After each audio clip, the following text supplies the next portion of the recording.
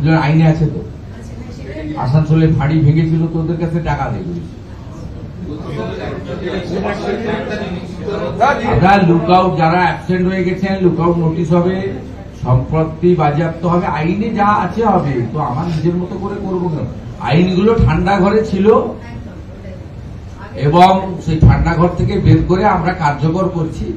আরো কড়া আইন হোম ডিপার্টমেন্ট আনতে চলেছে পশ্চিমবঙ্গ বিধানসভার এই বাজেট অধিবেশনে। আরো কড়া আইন আনতে চলেছে, যে আইনের ফলে এখানে এই ধরনের কাজ করতে 4 বার ভাববে। ওই বীর বিপ্লবীরা এখন ফলতার ছেড়ে পালিয়েছে, নেই কেন? ওটা ফাঁকা যায়, যেখানেই থাকুন একটাকেও ছাড়া হবে না, পরিষ্কার হবে। এই প্রশান্তদের মার্ডার কেসটাকে সিআইডিতে ট্রান্সফার করছি। ইতিমধ্যে জেলা প্রশাসন থেকে 4 লক্ষ টাকা মেজর কম্পেনসেশন ওর বাড়িতে দিয়েছে এবং আহতদের সবার চিকিৎসার দায়িত্ব রাজ্য সরকার নিয়েছে এসএসকেএম হসপিটালে। আমরা আমাদের মন্ত্রী ইন্দ্রনীল খানকে পাঠিয়েছিলাম, তিনি একটু আগে ভিজিট করেছেন। আমরা তাদেরকে সুস্থ করার সম্পূর্ণ চিকিৎসার দায়িত্ব সরকারের পক্ষ থেকে নিয়েছি এবং আমি এই পরিবারকে আরো মুখ্যমন্ত্রীর রিলিফ ফান্ড থেকে আরো 5 লক্ষ টাকা অ্যাডিশনাল আমরা দেব। তারা শোক কাটিয়ে উঠুক, তারপরে সাহায্য করব এবং সমাজে যদি কোনো কাজেরও ব্যাপারে আমাদেরকে ইচ্ছা প্রকাশ করে আমরা কথা বলে নেব, আমি নিজে কথা বলে নেব।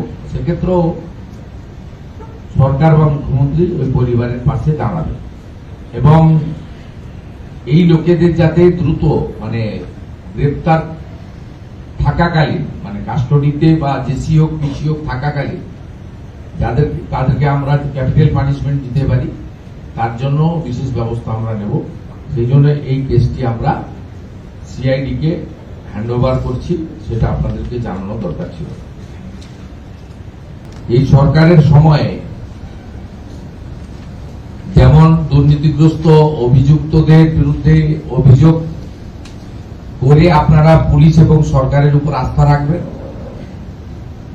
আমরা দুর্নীতিগ্রস্ত লোকেদের কাউকে নেপাল বর্ডার থেকে আজকেও একজন দুর্নীতিগ্রস্ত প্রাক্তন এমএলএ গ্রেপ্তার হয়েছেন, পুলিশই গ্রেপ্তার করেছে, এসটিএফ গ্রেপ্তার করেছে, হুগলি রুরাল জেলার পুলিশ গ্রেপ্তার করে নিয়ে এসছে আপনার কর্ণাটক থেকে, বেলগাঁও থেকে। আমরা সেটা করব। আপনাদের যৌথভাবে জড়ো হয়ে কারোর বাড়িতে যাওয়ারও দরকার নেই।